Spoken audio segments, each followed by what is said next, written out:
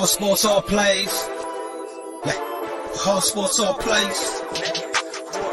All sports, all plays. 365, we making up plays. You talking the game, get you through the days. We're high in the court, the dime in the lane. Variety, topics, living the same. All presentation, sports information. Hitting the airways, taking the nation. All sport, all plays, like working your faces. Grace at the field, so tie the laces. All sports, all plays.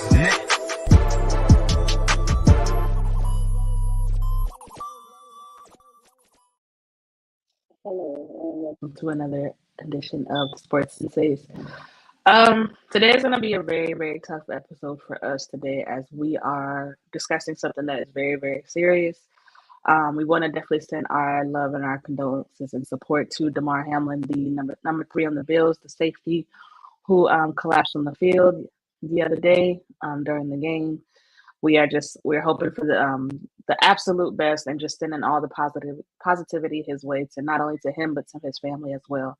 So from the Sports Sensays to you, Damar, please get well soon, and just continue to prosper. Keep God first. We're definitely praying for you.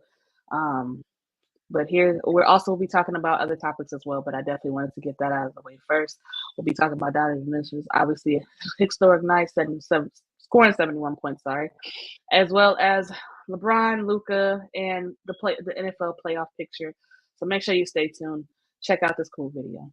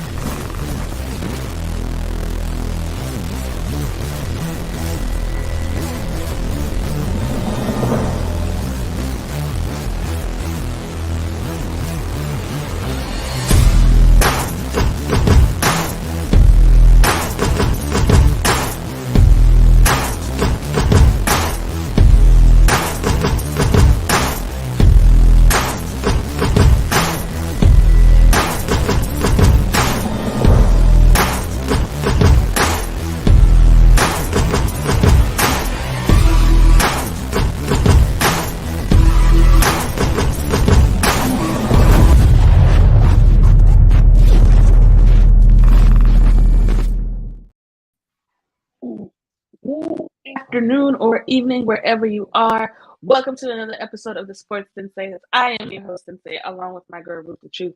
Our good sis, Janae Nicole's not here for this particular episode, but we're going to hold you down anyway, sis. Ruth the Truth, how are you this evening, ma'am? I first want to say Happy New Year's to everyone out there. I hope you guys had a great holiday season. I'm happy to be back here on Sports Sensays to give you guys the latest in sports topic. Well, we're going to break it down, starting with Damar Hamlin and the difficulties that the whole nation has been facing in the last little over 24 hours after Damar collapsed on Monday Night Football with the whole nation watching. Sensei, I want to bring it to you first. Were you watching the game? Did you see the video? And how did you react to what you saw initially before things unfolded? So I wasn't watching the game. I think I was asleep because I had to work that night. But I remember waking up to like a bunch of notifications and just different things from ESPN about somebody being injured and then the game being postponed. So I woke up kind of in a frenzy because I was trying to figure out what was going on, because I initially saw that he got hurt first, and then it was the game was paused, and then it was they ended up in the game. So then I was like, okay, well, I got to figure out exactly what happened. And then I ended up actually doing probably the detriment to myself of seeing the actual video itself. And when I saw the video, I think my first initial reaction was to just gasp, because I'd never seen anything like that happen before. In football, like I know, we obviously know the concussion protocol and things of that nature, but usually the symptoms are they kind of roll around a little bit, they just kind of look dazed, but they're still coherent, they're still conscious.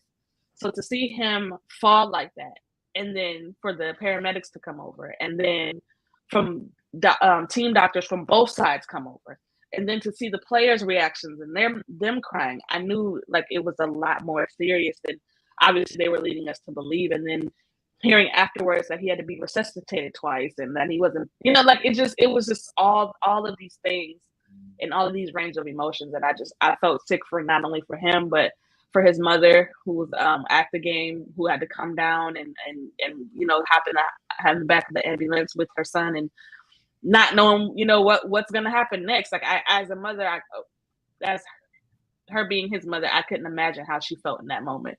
And my heart broke for her as well as Stephon Diggs, like seeing him walking up to the hospital. It was just heartbreaking. Honestly, it was heartbreaking. And I really hope that young man is okay. Cause that's a very, very scary thing. And just real quick before I pass it off to you, Ruth, like one of my best friends, her brother played in the G League, and that happened to him. Like he collapsed on the court and he actually died from that. So it kind of was like a triggering kind of feeling, because it was just like, man, like I just hope that you know what I'm saying, that's not his fate, because I know what that did to my best friend, and I wouldn't wish that feeling on anybody. So yeah, it was really hard for me to watch that, for real. So I mean, how about yourself? How did you feel? I was on the couch last night, but before I tell you guys how I processed the whole situation watching Monday Night Football, he is still in critical condition. At the moment, he is in the, what do they call it? The ICU at the Cincinnati Medical Center. They have a tube down his throat right now to help his lungs breathe. I also just read that they have him flipped over on his stomach to allow not having as much pressure on his lungs, to try to kind of help stabilize and all his vitals at the moment. I also just saw an interview that his uncle just this afternoon spoke about how he was not only resuscitated on the field in front of everyone, in front of his teammates, in front of the fans, in front of the crowd, in front of the cameras, but he also had to be resuscitated again once he arrived at the hospital. So the brother died twice. So I just want to say thank you to all the medical staff that were there to support him during that time and knew what to do, because I can't even imagine how frantic, how your heart must be going insane having to experience something like that. In my I'm about to say my age.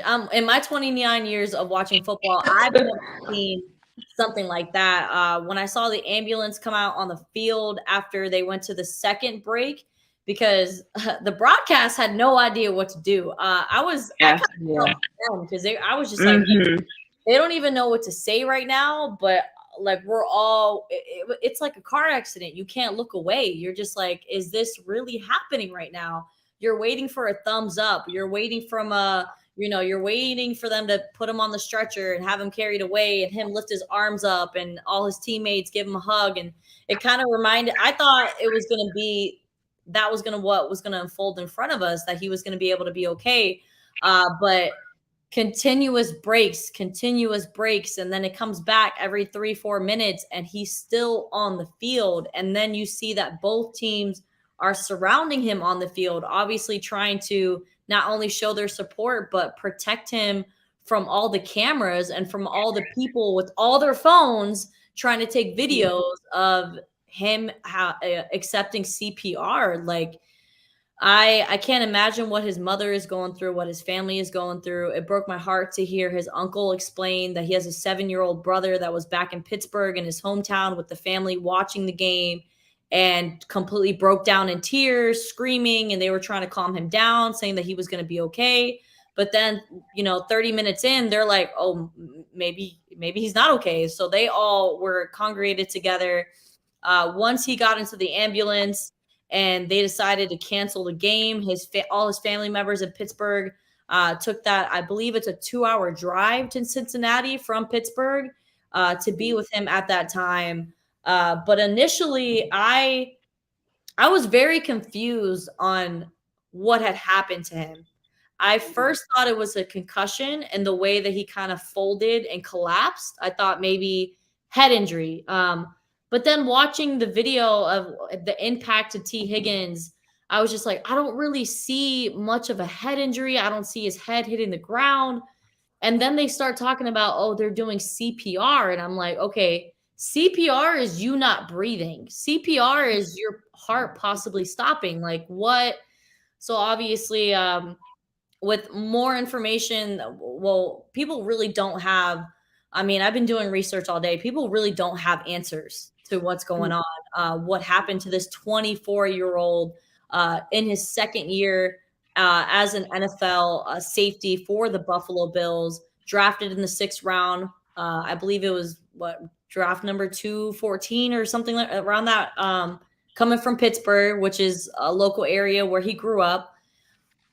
It's chilling. It's really chilling that something like that could happen to a pro athlete who's been, I mean, preparing for the NFL basically his whole entire life. So it's really hard to explain.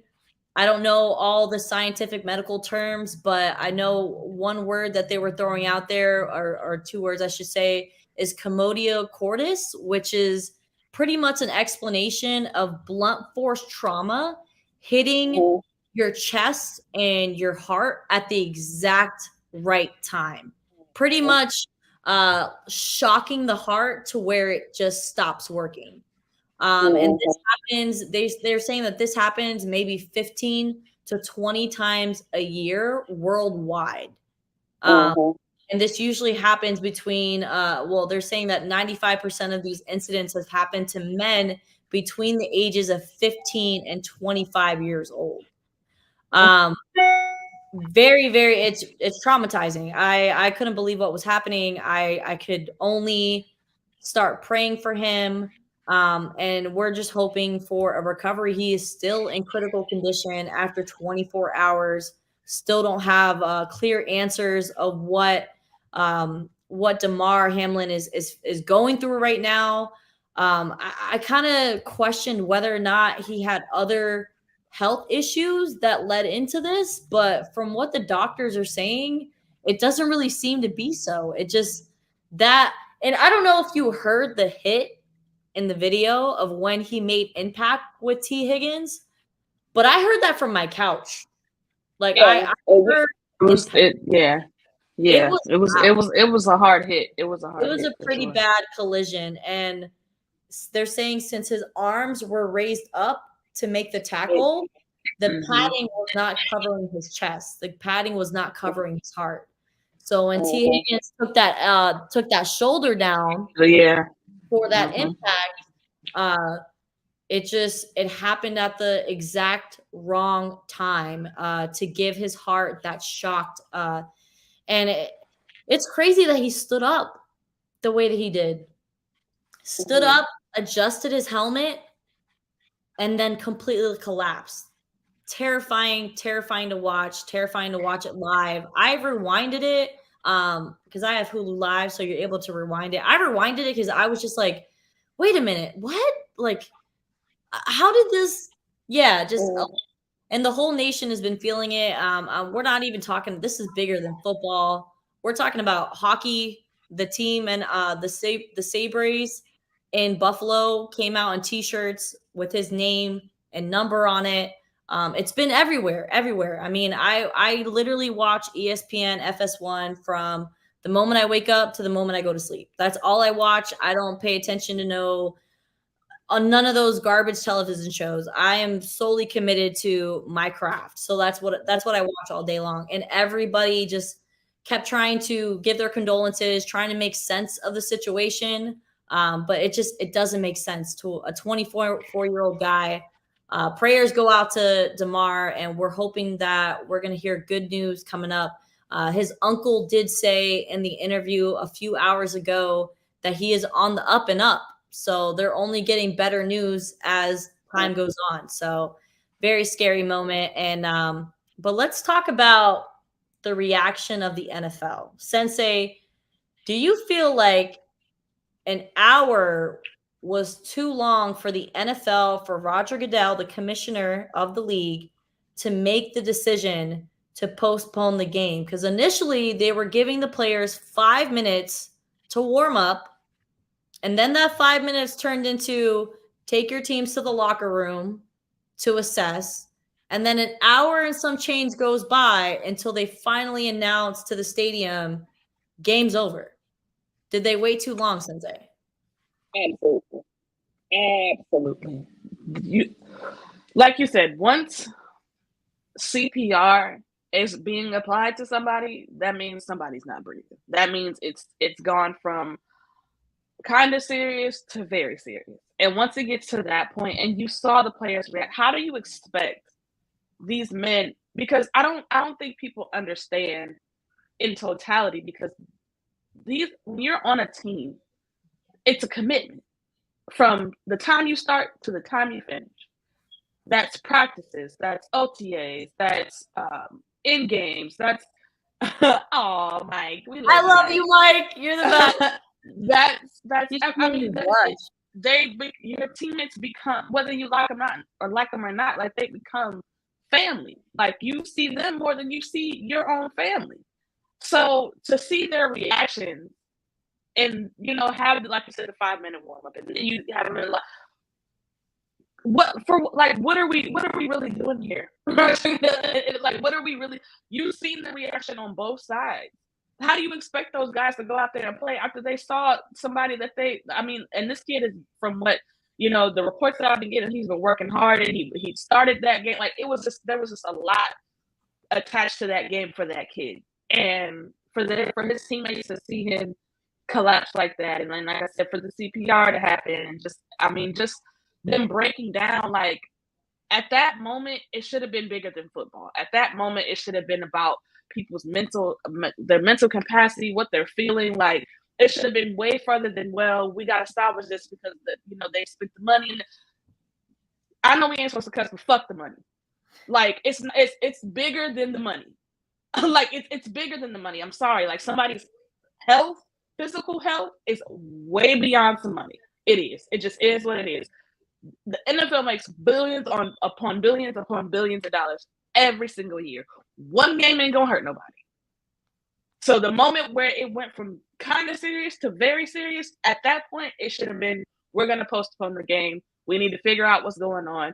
We'll reschedule it or figure it out, at a later date. But right now, it is about the health of this kid. So they absolutely waited too long. Yeah.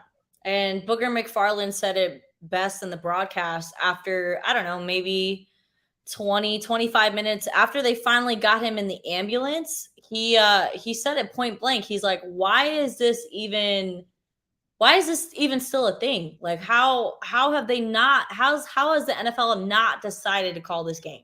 What are they waiting on? How can they expect, as you mentioned, how can they expect these grown men who just went through some really traumatic stuff for somebody that they call a brother? How do they expect them to go back in the game and start tackling each other? How you do that after you just saw a man collapse after making a tackle? How do you, in the same breath? No, it's impossible. A little disappointed with the timing of the NFL making the decision to call the game. I don't know if they were prioritizing their money, their pockets, what they were prioritizing. But at that time, I feel like once CPR started being assessed, they should have started clearing the arena. That's what I'm saying. No show here. Time to go. Sorry, we got, because here's the other thing too. Like, there's kids there. There's, parents. There's all kinds of. You're so right. Why do they need to see that? Why do they need to see that? Yeah. It's to the point where it's like we got cameras pinning in on this kid, and millions of people at home that are watching has to see. His 7-year-old brother has to see that. Yeah. Like, come on, man. It got to be bigger than the money at some point. Like, yeah, I understand it's a business. I felt like they should have stopped cutting to the field. Like, why were they continuing? Stop showing that. Stop showing that. Show some highlights of another game. Like, keep the camera. Something. I understand that they got nothing. There has to be. Come on, man. Like, there has to be some kind of practice for that, where something like that happens. Okay, we're gonna cut to commercial, or we're gonna have this happen, or we can send out a PSA. Hey, right now we're postponing the game for the moment until we figure out what's going on.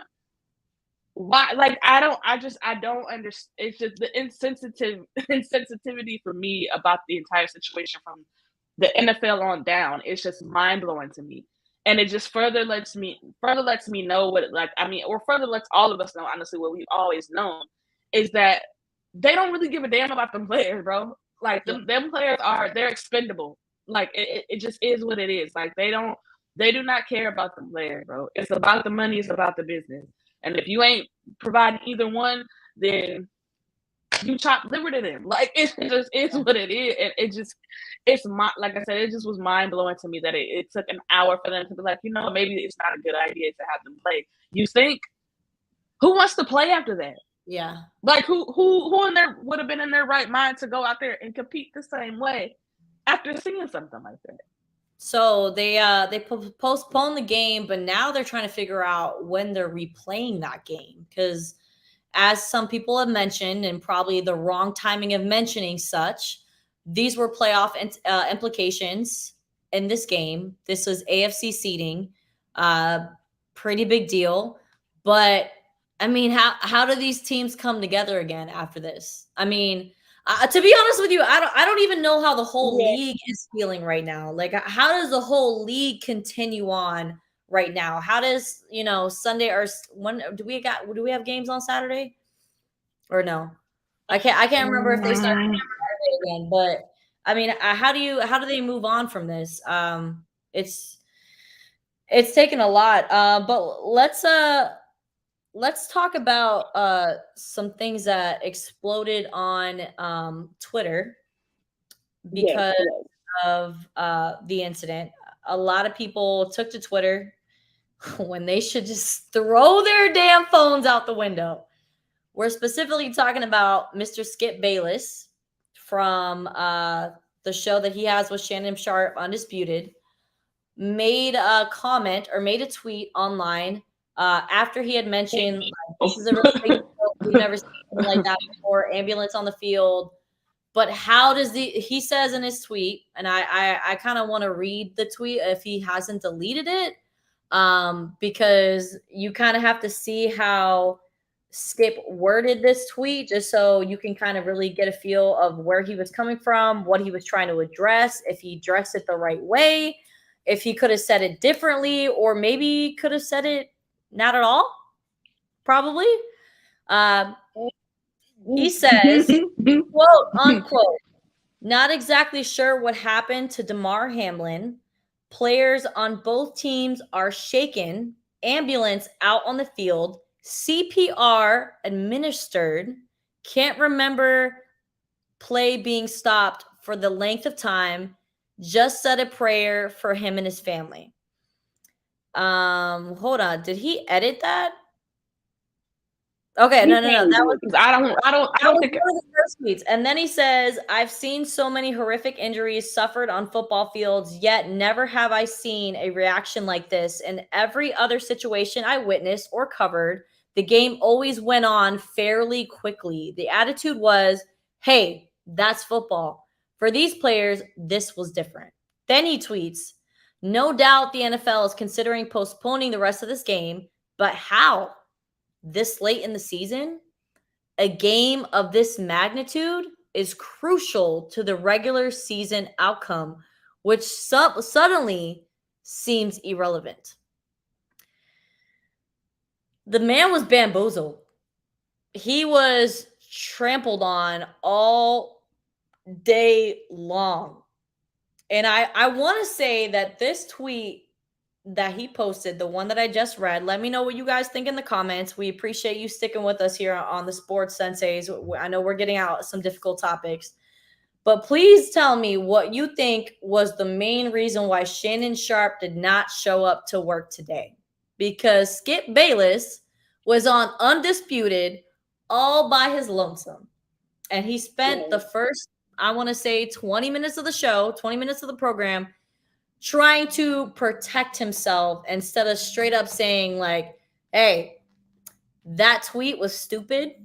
I don't know why I wrote it. I should have thought about it more, instead of being so insensitive and cruel. And I apologize to Damar, the league, and everybody involved. That's not really what he did though, because that's not what Skip Bayless does. That's not his cup of tea. He more kind of was trying to protect himself and saying, "Oh, you guys are misunderstanding." No, you're talking about regular season and playoff implications when there is a 24-year-old man fighting for his life. Sensei, take it away. Skip Bayless is trash. Been trash. Always gonna be trash. Basura. I don't know why. I don't know why people are surprised by this. This is Skip Bayless. This is who he's always been. And I think the problem is Skip has gotten away with a lot. Yes, and this is why. Because Skip has gotten away with a lot for a very long time.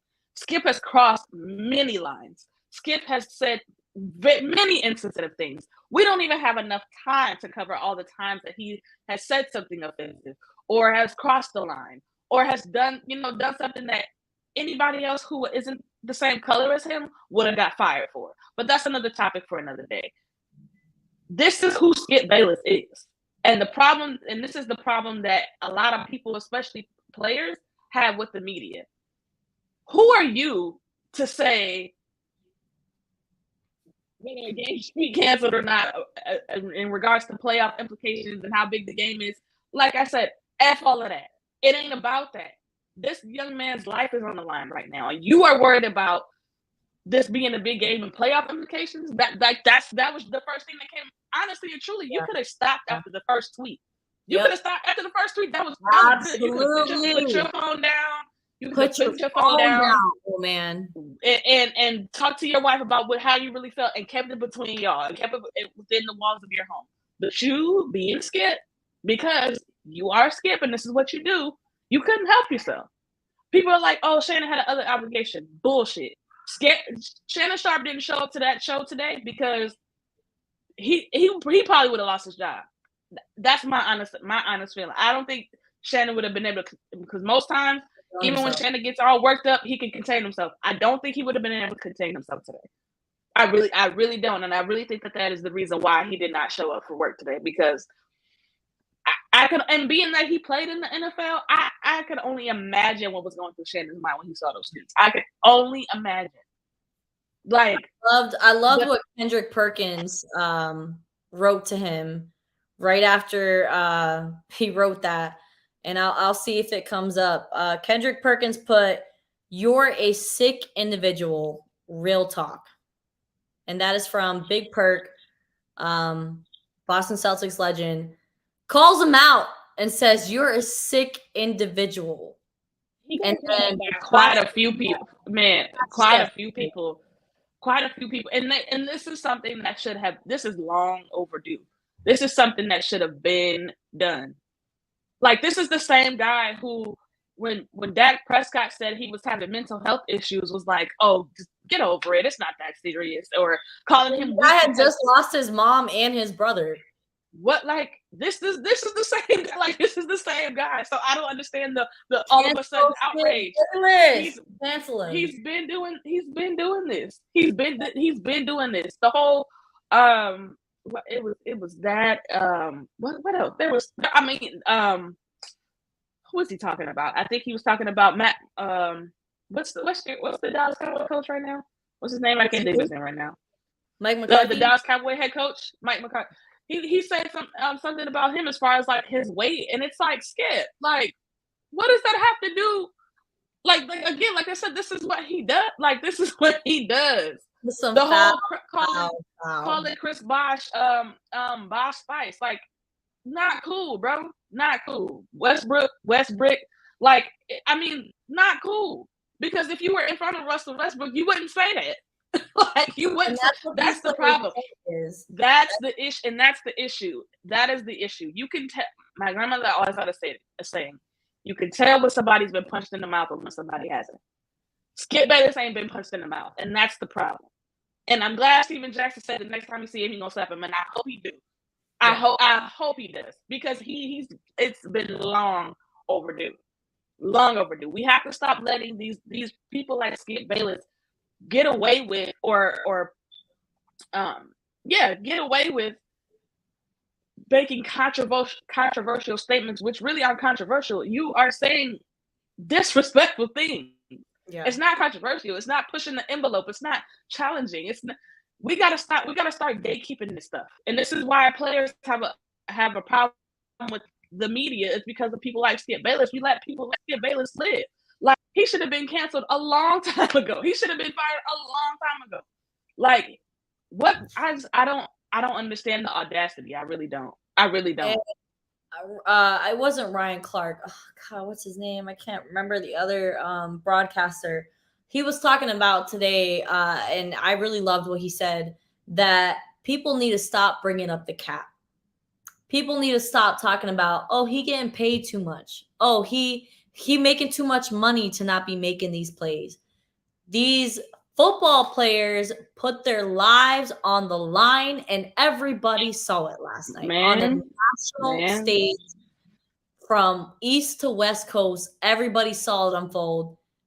The man is fighting for his life. So before you go and say these football players need to get back on the field because that's what we pay them to do, they are also human. And we are going to leave it at that as we move on to continuing to pray for Damar and his family right now. Lord, please be with them. Protect him right now. Be at the hands of these doctors. Just show him your grace. Show him your light.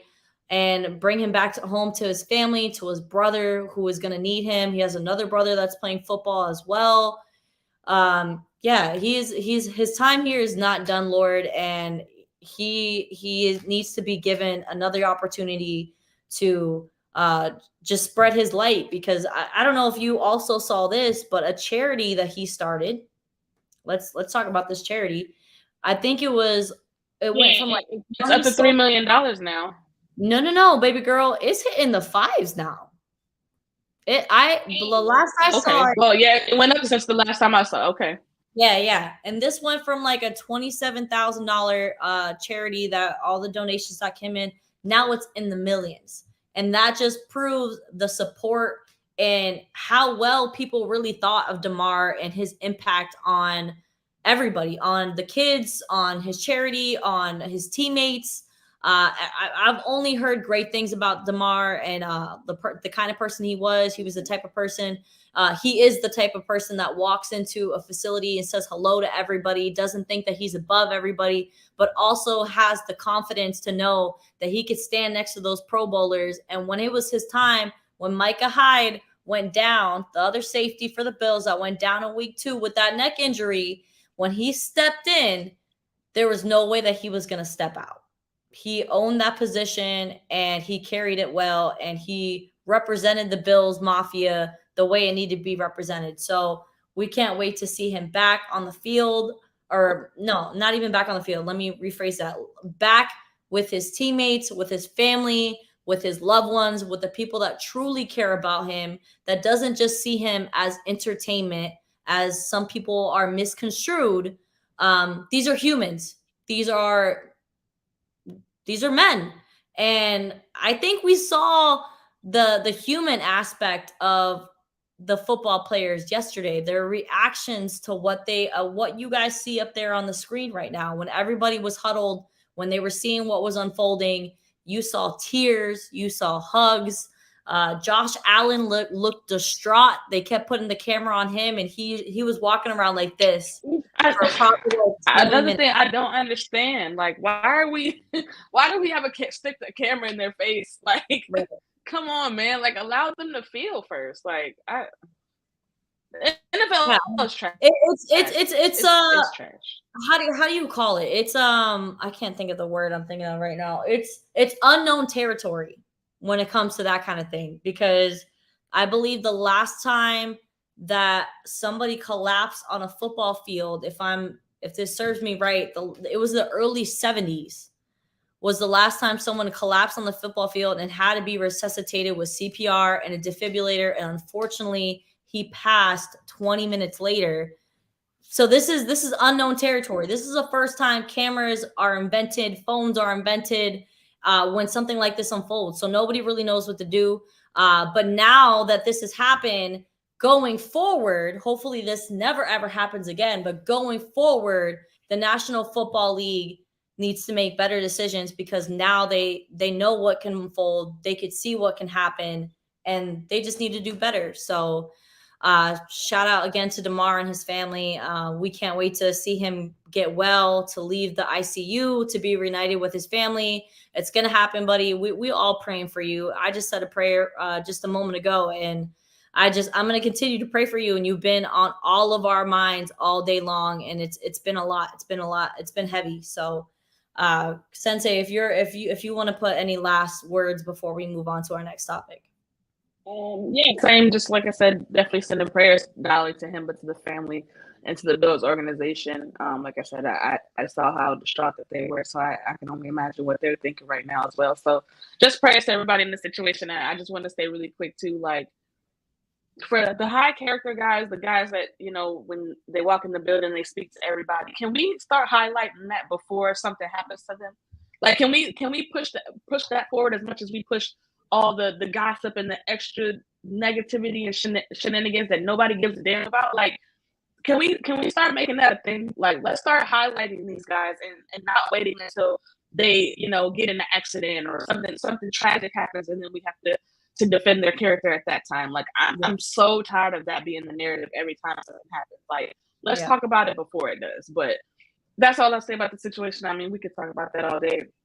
Ruth, I've been wanting to talk about it all day, so I'm glad that we got on live. And shout out to people that are watching us live. We appreciate you guys so much joining us on the Sports Senseis. Sorry we had to get these difficult topics out, but it had to be said. It had to be let off our chest because it's been on my mind. As I said, I watch ESPN and FS1 all day long, never change the channel. So it's something that I've just been hearing repeatedly, and it was my time to get that off my chest. But really tragic moment. I was in awe last night, and Damar, we really, really cannot wait to see you get better and return home to your family where you belong. Prayers go out to you and everybody involved. And man, the Bills have had it rough this year. Like, Knox just lost his brother. Like, they've been through so many injuries with you know, key Pro Bowl players. Bills Mafia has been through a lot, and that fan base is so phenomenal. And I hope the best for that organization and everybody in that team. And I love Josh Allen. He's my MVP of the year. So I was really happy with the way he handled it and how everybody came together and showed their brotherhood. That was really special to see how they really supported each other and held each other down. And I can't wait for Damar to be reunited with everybody. Absolutely. What we got on the bill next, Rift the Truth? Can you pray on live show like Dan did on ESPN? I actually just prayed, but I will say another prayer. If everybody could please bow your heads, we'll have one final prayer for Damar on this show before we move on to the next subject. Lord, we bring you the name of Damar, who is going through some troubling times right now. I know you have a reason for all that you do, but we cannot wait to see him back home. Please be with the doctors and everybody in that hospital that is standing by his bedside, including his family, his mother, who I can't imagine what she's going through right now. Give them the strength to help him pull through and resuscitate that heart, put it right back to where it was so he can continue to live a fruitful life that you have put out before him. In Jesus' name we pray, amen. I'm a God-believing woman, so if anybody ever needs me to pray, let me know, because my dad was a priest. So, well, he wasn't a priest, but he was in the church. He was one of the deacons. So I have a soft spot for prayer and spreading the word of God. So if anybody ever needs, hit my DM. I got you. I'll pray with you. We're going to be moving on to another football subject. A little bit on the lighter note, shout out to the Tampa Bay Buccaneers for clinching the NFC South on New Year's Day. Quite phenomenal. Sensei, are you surprised? They went from 4-8 to 8-8. Sensei, did you see this? Listen, I didn't, but at the same time, I'm not surprised. Because like I've said before, until Tom Brady gone, he ain't gone. So until it's been announced that he's official. I'm so sorry. Listen, real quick before I even go with the Bucks thing. Listen, I know how it feels to lose your grandmother, and that was my world. So I am sending all of my condolences to you. I completely understand how you feel, brother, but stay in there, stay strong, keep your head up. She would want you to stay positive and to continue to prosper and be successful in life. But I'm going to send up a prayer for you tonight, sir. Like I said, I know exactly how that feels. So I'm very, very sorry to hear that happened to you, sir. We love you, Jeffrey. Thank you for watching. We love you, Jeffrey. Thank you for supporting us. We're sending you super, super love right now. But yeah, like I said, I wasn't surprised because like until it's released that they put it out there, Tom Brady is no longer in the playoff race. That's when I'm like, all right, I can breathe again, because until that happens, you can't doubt that. You just can't. He's coming for you. You can't doubt him, bro. You just can't. Tom, he is the greatest quarterback ever for a reason. He has 7 Super Bowls for a reason. You can say whatever you feel about that man. That man is goated. So no, I'm not surprised. Not at all.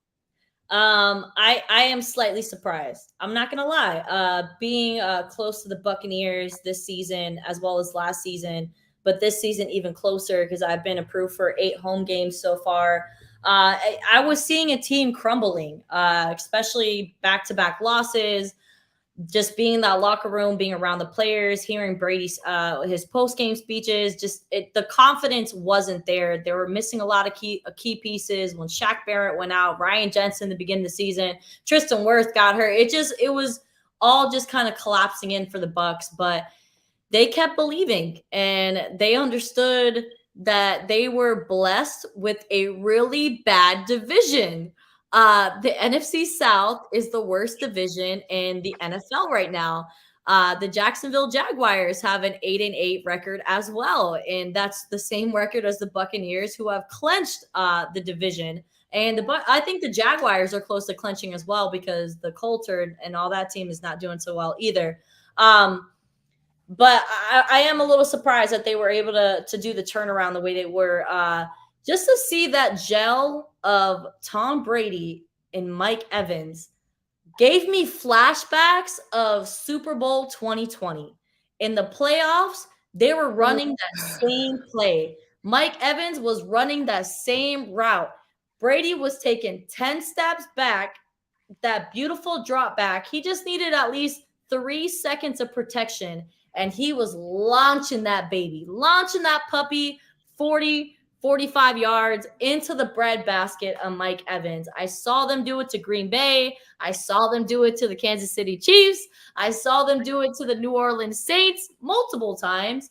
So they got back to their bread and butter, and it was beautiful. Mike Evans is a GOAT as a wide receiver, one of the greatest to ever do it, especially in Tampa. I believe he is the only Tampa Bay Bucks wide receiver that has had multiple 50-yard plus catches in one single game. And this was a really big game with playoff implications. So this was their throat was on the line. Like it was a make it break it for them, because if they lost to Carolina, they would have needed Carolina to lose next week, and then they would have had to win against the Atlanta Falcons the following week. So now that they're solidified that they are on top of the NFC South, they are going to be 4th in the NFC right now.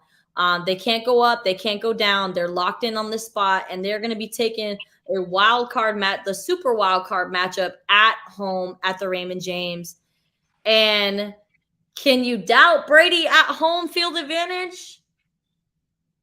I mean, we saw them go on the road 3 games in a row. They went to Washington, they went to New Orleans, and then they beat Aaron Rodgers and the Green Bay Packers at Lambeau Field.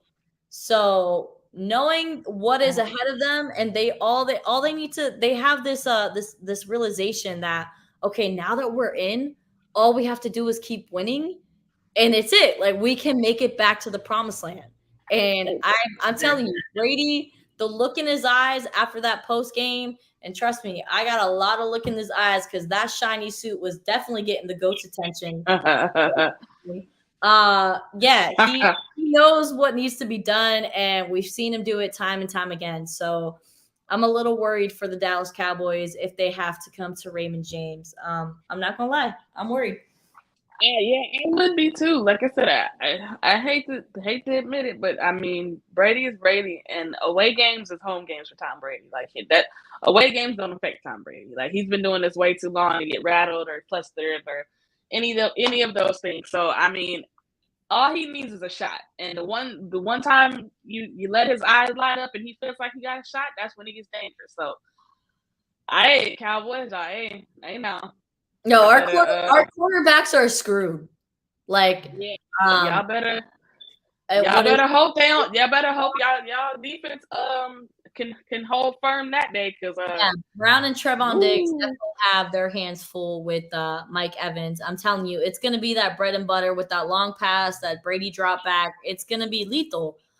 So they better come correct and they better come ready because Brady is trying to go to his 11th Super Bowl. I'm telling you, the guy is trying to end his career on top. If they make it back, make it back to the Super Bowl, he is going to retire. If Tom Brady wins another Super Bowl, I will throw up in my hands because why are y'all letting this happen? Y'all can't keep letting him get away with this. You cannot, like, I'm telling, don't. Greatest of all time, sister. Greatest of all time. Listen, he is goated. I'm a Peyton Manning girl myself, but I have to admit, Tom Brady is the GOAT. He's definitely the GOAT for sure, without a doubt. Greatest to ever do it. Greatest to ever do it, I guess. Can we talk about something else now? I'm giving Tom Brady all this blood. It's making me sick. I know. I understand. It's a lot. It gives people the heebie-jeebies just to imagine. Oh, Nick Wright, isn't that your buddy? Or is that Jay Nicole's buddy? He cannot stand the thought of Brady going back to another Super Bowl. He says a very similar thing as you, that he would end it all if Brady was going back to the Super Bowl. Okay, number 1 seed right now in the NFC is going to be the Philadelphia Eagles, who is kind of in question whether or not Jalen Hurts is going to be their starting quarterback. I mean, they have a good team, but it's all about who can be healthy at the right time. And that's just how the NFL works, ladies and gentlemen. It's 18 weeks of football. We got to see who's going to be healthy at the end of it all and have the regular season record to carry them through. And the Eagles are kind of dwindling right now with this whole Jalen Hurts situation. So they got to win or tie against the Giants, and the Cowboys have to lose or tie against the Commanders for them to keep their number 1 seed. They also need the 49ers to lose or tie to the Cardinals, which that's not going to happen. If this all doesn't play out in their favor, the 49ers will clinch the NFC with a win against the Cardinals plus the Eagles losing to the Giants.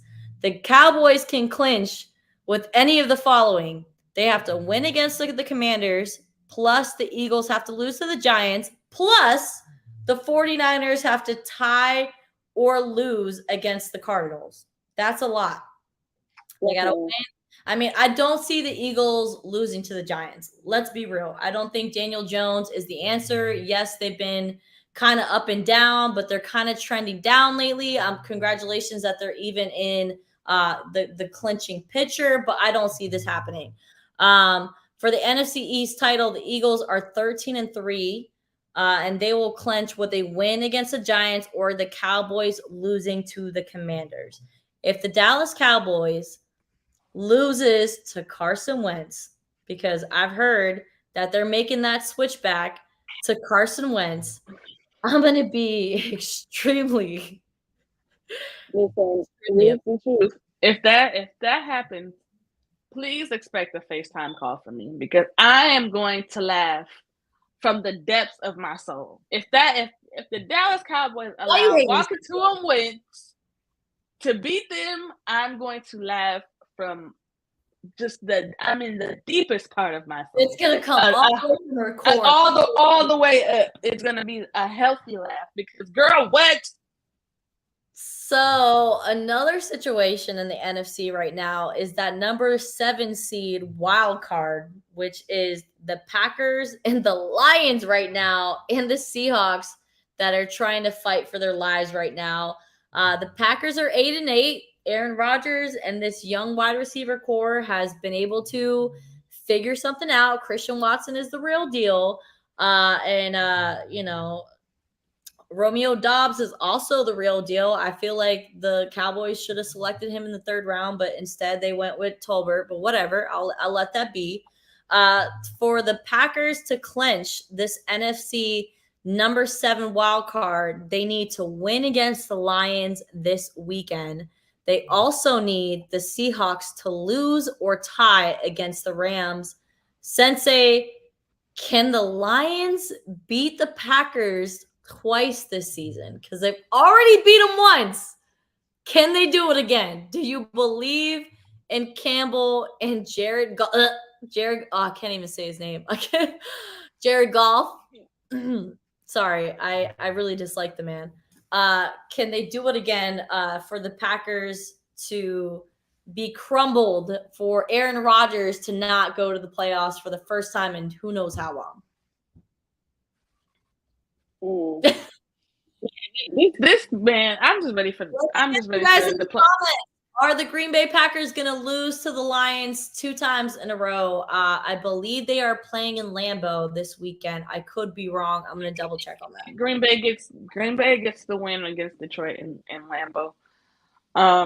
If they play them in the playoffs, we know how Mr. Rogers likes to perform in the playoffs, or lack thereof.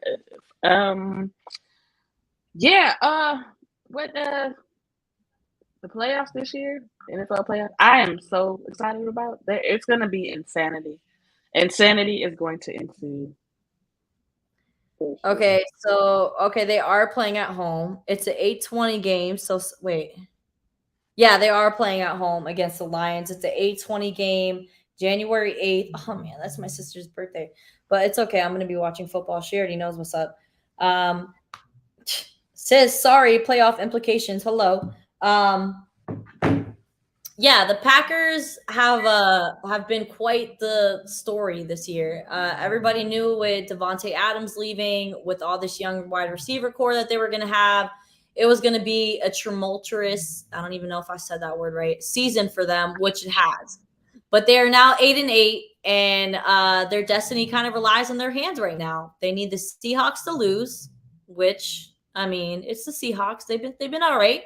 And then they need to beat the Lions this weekend at home. Sensei, who do you have winning for them to lock up that number 7 wild card playoff implications? What do you have? Who's winning, Lions or Packers? I got the Packers. I think the Packers are going to win. If they end up playing the Lions twice, I still think Aaron Rodgers can pull it out. I think they're going to win. Now, after that, will remain to be seen, because, like I said, we all know how Aaron Rodgers likes to do it further along in the playoffs. But I think they win both times. All right, so the Seahawks, if they want to clinch that number 7 wild card seed, who are there 8-8 as well, they need a win against the Rams, and they need the Packers to lose or tie to the Lions, or they tie versus the Rams, and the Lions and Packers tie, and the Commanders lose or tie against the Cowboys. Oh my God, this is so confusing. Lose or tie Cowboys. It's so much, but I'm trying to understand this playoff standing scenarios so I could see how games are going to shake out this weekend. The Seahawks, do you think the Seahawks with Geno Smith and their first year without Russell Wilson, do you think that they've done enough, shown enough to you this season for them to have that number seed spot and a chance to take it to the homeland, to the motherland?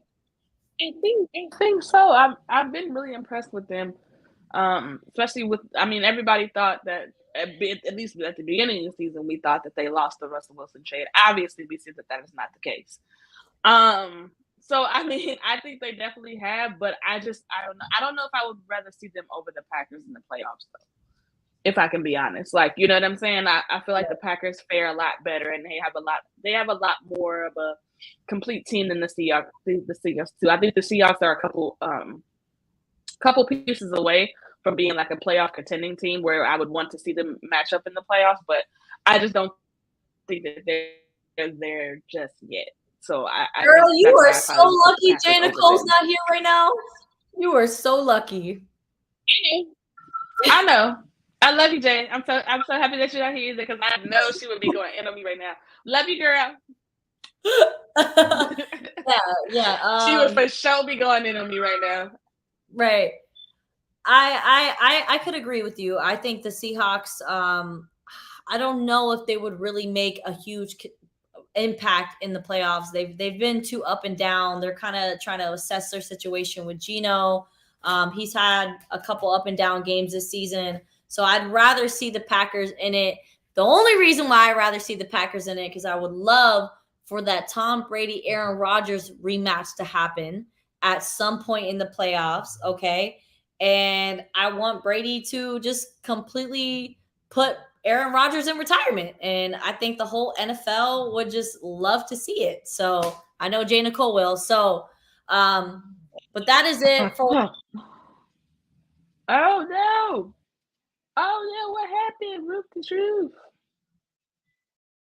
Oh, okay. Well, I guess I am wrapping up the show. Just me by myself here. But thank y'all for tuning in to the Sports Senseis once again. We appreciate. Oh, she's back.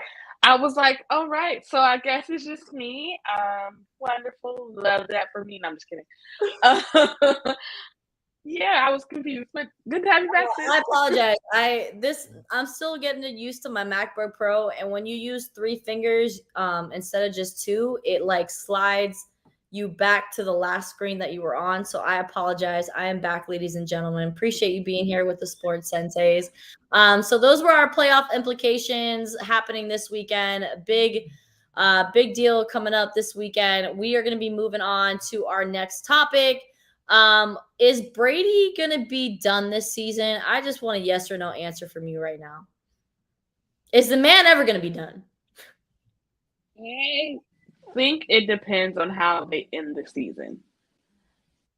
Sensei, he's 45 years old. True. But, I mean, he should have retired. Last year should have been it, for real, if you want to be all the way honest. But, again, for some reason, he retired, unretired, now he's back. Listen. I really truly think it depends on how they end the season. If they don't end up not making the playoffs, I think he'll retire. If they make the playoffs, if they get to a divisional round, expect to see him back next year. Because all he's gonna do, he's gonna be upset obviously about the loss. He's gonna sit at home for a little bit. He's gonna go to that front office and he's gonna say, "Look, give me this, and this, and we're gonna win the Super Bowl, guaranteed." I promise you. Like I said, if they don't make the playoffs, he's gonna be like, "All right, man, I ain't trying to go do that again." Let them make a divisional round, see if he don't come back. See if he don't come back. Yeah.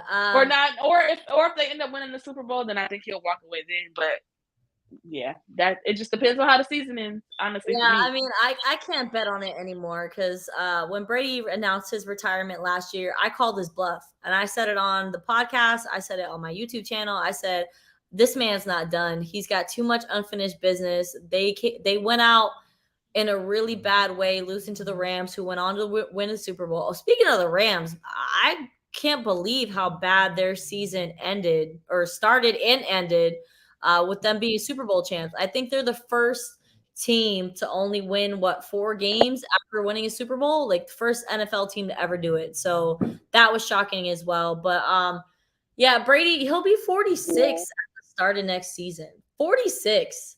But they had a lot of injuries this year too. Yeah, but if you think about it, I think Brady is just really trying to market his product with TB12, and he's trying to show the world, like, if you use my stuff, you could play on an NFL professional level until you're in your 50s. So that's what I think he's trying to prove to the world. Let's move on to some basketball. We're already an hour into the show. Let's talk some basketball before we wrap things up. Appreciate everybody out here.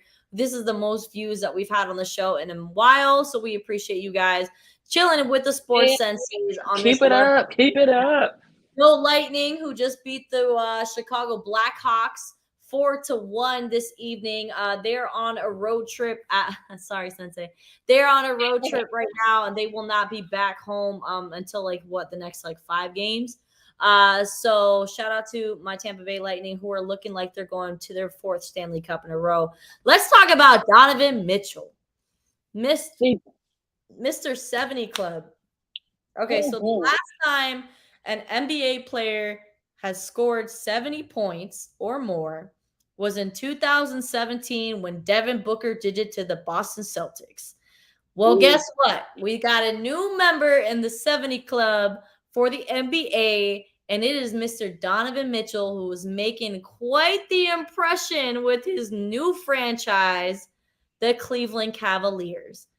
The Cleveland Cavaliers got it done in overtime over the Chicago Bulls, and this is the first time in Bulls franchise history that they've ever had a player drop 71 points on them. You already know why, because they had Michael for the longest. And the franchise has been around for 50 plus years. First time they've ever had a player score that many points. Sensei, how impressed were you with Donovan hitting such an incredible milestone and walking away with the win? Very, very impressed. Anytime somebody scores, I'm impressed when people score 40. So once you hit the 50, 60 range, I'm just at that point, I'm just like, let them keep going. Let them keep going to see how many you can get. It's incredible. Honestly, I want to know what's in these players' Gatorade bottles these days, because Donovan dropped 71 yesterday. Giannis had 55 tonight. Luka had 60. Then he had a game after that. He had 50. Bron had 240-plus point games back to back. Is everybody drinking the secret stuff? What's going on? Everybody's just having out of body experiences this year. I love it as a fan. Clay had 56. I think it was the other night as well. So it's been a lot of scoring going on. And like I said, I know most old school basketball fans are like, they don't play deep. Listen, we're not in the 70s and 80s anymore, okay, babes? We like points. I like to see people score points. So I was very impressed. It was I rewatched all of the highlights earlier today, and he was just in one of those rare zones where you can just kind of tell by a player's demeanor that everything feels right. It's like tennis ball in the ocean. It's everything's going in. So shout out to him, man. That was incredible. I was quite impressed. I know Donovan is that guy. But to go into Cleveland like that, which was LeBron's baby, and put up some numbers like that at your home stadium in Cleveland I was impressed. Very, very impressed. And his shooting percentage wasn't crazy, off the wall, but he had 27 points from the free throw line. He was getting through the free throw line. And the thing I love about Donovan Mitchell is he sees the court so well that he's just in the right place, always at the right time. And the way that they ended regulation, he had 58 points in regulation. I believe he scored almost every single point for the Cavaliers in overtime, if my memory serves me correct. 58 points in regulation, and the way that he was able to tie up that game, okay, with Chicago having a 3-point lead with 28 seconds left, was quite impressive. He misses the free throw, gets his own rebound, doesn't even look at the rim, and just finger rolls it, and it goes in. The Spidey Man himself, incredible. The guy is off the wall, no pun intended. I think the Cleveland Cavaliers are going to be that team to watch. As long as they continue to stay healthy, man, him, Allen, all those guys. Yeah, he reminds me of Dwayne Wade, but he's a better shooter than Dwayne was.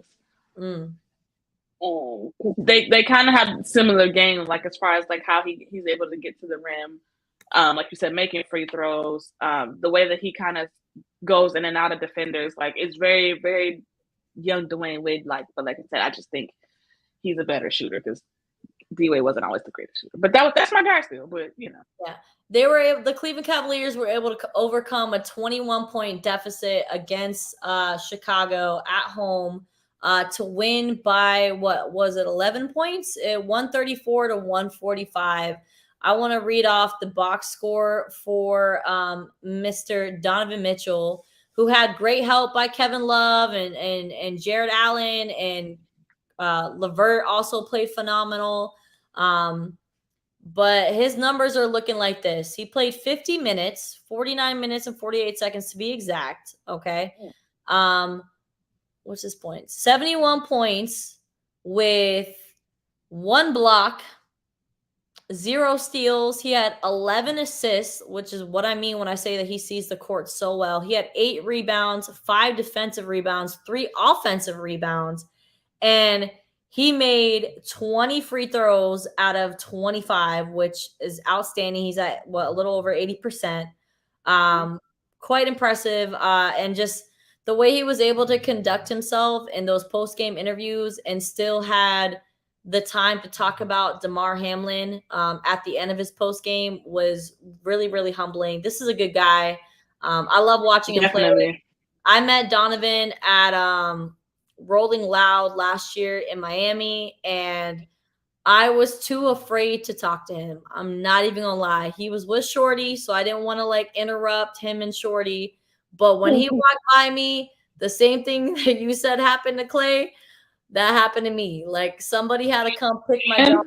They were like, "Are you okay?" And I was just like, "Mitchell." But yeah, I think he found a great home in Cleveland, and he's going to be that new superstar, and that will finally heal the wounds of them missing LeBron. So I would agree. Shout out to him scoring 71 points. Like I said, that's incredible. All right, speaking about LeBron scored 47 on his birthday, and then 43 or 46 last night. Yep, sure did. Yep, yeah, sure did. The man is still getting it done at 38 years old. Sensei, what can you say about LeBron or King LeBron James? Listen, Ghost gonna do what Ghost gonna do. Y'all have to understand. This is what we do. Like he is the Tom Brady of the NBA. As well as just as far as the longevity and still being able to play at such a high level later into his career, keeping up with his body, keeping up with his nutrition. Like, I mean, he's still out there moving like a spring chicken. Like he's still like he's 28 instead of 38. And I love it. I love it. The 47 points, we needed every last dribble of that 47 points against the Atlanta Hawks. The 43 points to get that against the Hornets, an upcoming team as well.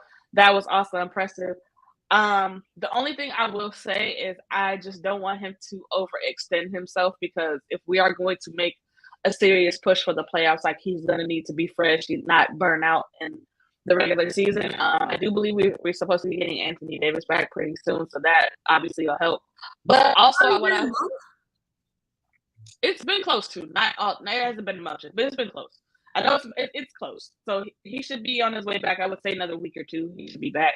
So if the role players of the Lakers can consistently, play well within their roles, and we can just keep it at a steady level, we can definitely make a push for the playoffs. How far we go, yet to be determined.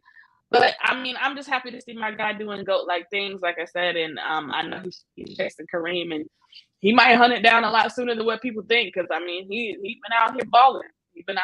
So I love it. I love it, Brian. Keep going. If we need Savannah to be on court side at every game for you to play like this, all you had to do was say that. All you had to do was say that. Oh, is that what happened? He had a shorty watching? I think so, because on his birthday, Savannah and Mama Gloria, she's sitting over there. And Savannah had her hair all done and stuff. She was looking good, so maybe that was probably like, let me act right, let me drop impress her real quick, so I can have a great night for my birthday. And then he came back the next game, had another great night. So look, if Savannah is the secret sauce, let us know, Brian. That's all you got to do is tell her. We will make sure that we tell her she needs to be at all games. I'm just saying. Well said. Well said. LeBron has been playing pretty outstanding these last couple games since returning from injury. Don't think the Lakers could do it without Anthony Davis, though. Sad to say. For sure. LeBron just can't carry that no more. I mean, he's not a whippersnapper. We saw him while he was in Cleveland, literally dragging his team to the playoffs. I don't think it's in him anymore. I think he's gotten to that point where he is kind of chasing stats a little bit. I think he is after that title to have most points scored in the NBA. I think that's his main goal, and I think he just wants to keep himself healthy for him to play in 2024 with Bronny James, because I do think LeBron is going to play till he's 40, because I don't see the man slowing down. Just like him slowing down. So he wants to be out there with Bronny, and I think Bronny is progressing more, each game. Like that, I've watched highlights of him play. Like he's getting better. He's getting a lot more confident. So I think Bronny does at least a year or two, maybe in college, and tries to go to the league. And I think Bron is trying to really like stick around for that. Like he really wants to play with his son. So I can definitely see Bron playing until he's 40. Yeah, as he should. I think he deserves it. And yeah, just outstanding what he's been able to do. But let's switch gears on another team in the West Coast that's kind of been impressing everybody. But Houston, we have a problem. Zion Williamson is hurt. They're saying that he will be out at least the next 3 weeks with a hamstring injury. It was a no contact injury late in the fourth quarter last night. I talked about it before, where I felt like the coach and the front office needed to make an executive decision and put that boy on time management. Didn't really feel like he needed to be playing that late in the fourth quarter. And now he's hurt, and they lost to the 76ers 111-112. He's out for the next 3 weeks. Do the Pelicans have enough to carry the load with CJ McCollum, with Brandon Ingram, and supporting cast? Is that enough for the Pelicans to keep afloat in the West? What's their next couple of games? I could pull up their schedule right now for you. Yeah, because that's gonna make the difference. Yeah, absolutely, I agree. So his last game was Monday the 2nd. They played the 76ers. They are 23-24. Let's pull up their schedule. Come on, NBA app, don't fail me now. But yeah, as I mentioned, I just Zion Williamson is playing so great. He's up there with Anthony Davis and Jokic with like 61% shooting from the field goal range. It's been beautiful to see. And for him to have to take time off away from the team, that makes me a little bit nervous for the future of that team, because they are playing so well, but the West is very, very competitive. So if they don't stay afloat, they could, end up slipping. 10 more seconds and I will pull up their schedule. Okay, they're going to be back to play the Philly. Oh, I'm sorry, that was already played. They're playing the Houston Rockets tomorrow at home. Then they're going to play the Brooklyn Nets, which is the hottest team in the NBA right now. Then they're going to face Luka in Dallas. Then they're going up to Kuzma and Kristaps Porzingis and Brandon Beal to play the Wizards. Dang. They're on a really long. Okay, so after they play the Rockets and the Nets at home, they're on the road for 1, 2, 3, 4, 5. 5 games in a row against the Mavericks, the Wizards, the Celtics, the Pistons, and the Cavs. And then they go home and play the Heat. And then I think they get to relax a little bit playing against. Whoa.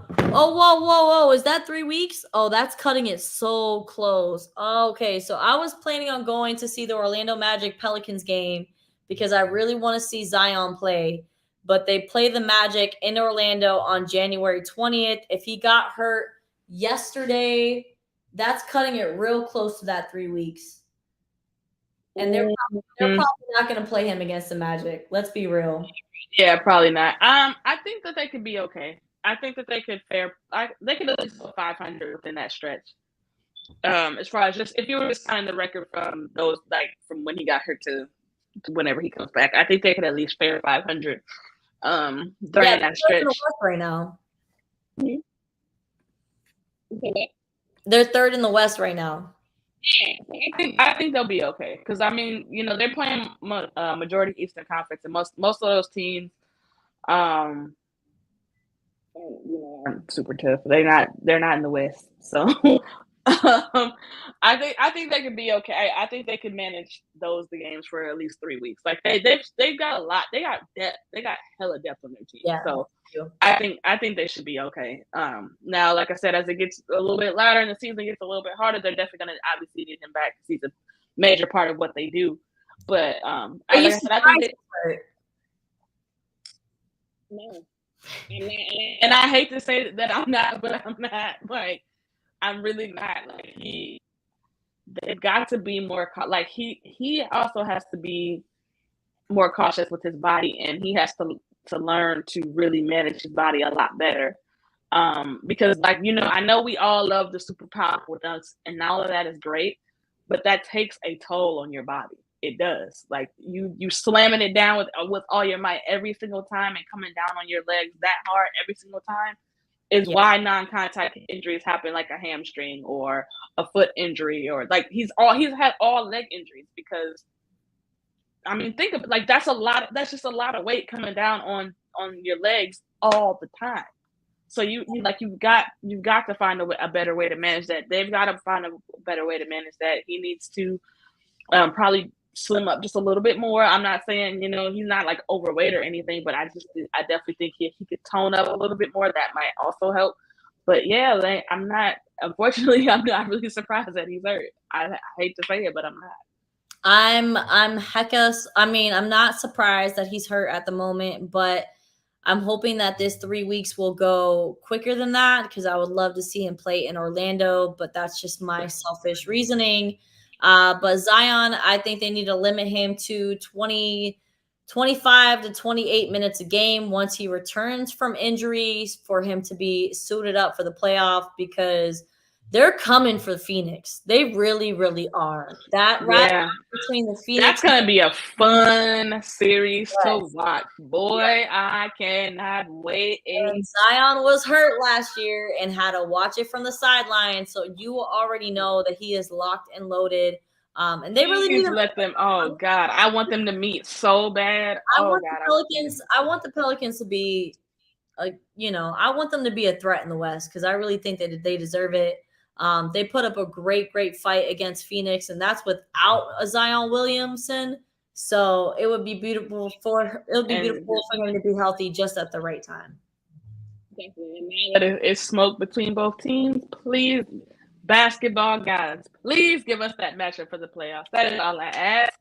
Please give us that. I need to see that. I need to see Memphis, Golden State. I want to see all the teams that don't like each other in the playoffs matched up against it. I want all the smack talk. I want all the disrespect, as long as they don't talk about families or cross no lines. We don't want to see no fights. I just want good old fashioned basketball trash talk this playoff season. Yeah, absolutely. Sensei, it's been a phenomenal episode with you. We are missing Jay Nicole, but we appreciate everybody that was throwing in the comments and staying locked in with the Sports Senseis. Do you have any final thoughts before we wrap up tonight? And I call it a day because it's almost 1 a.m. here on the East Coast. Right. No, everybody stay prayed up. Like I said, we again continue to play for Damar Hamlin. that he gets well and continues to be on the up and up. And continue to watch and follow the Sports Sensays because we coming. We got heat rocks waiting for y'all, so y'all make sure y'all keep tuning in. All right, everyone. Thank you so much for joining us for tonight's episode. Prayers out to Damar and everything. And we'll give you guys updates on our social medias as we follow the story of what is going on with Damar and his family and the Buffalo Bills. And we got to see how the NFL is going to chop it up with this game that needs to be played. Or when it's going to be played. They got to figure this out because the playoffs are going to have to go on. They're going to have to end this season somehow. So we'll see how all that unfolds. But thank you so much for joining us, and we will see you guys next week, okay? Ciao!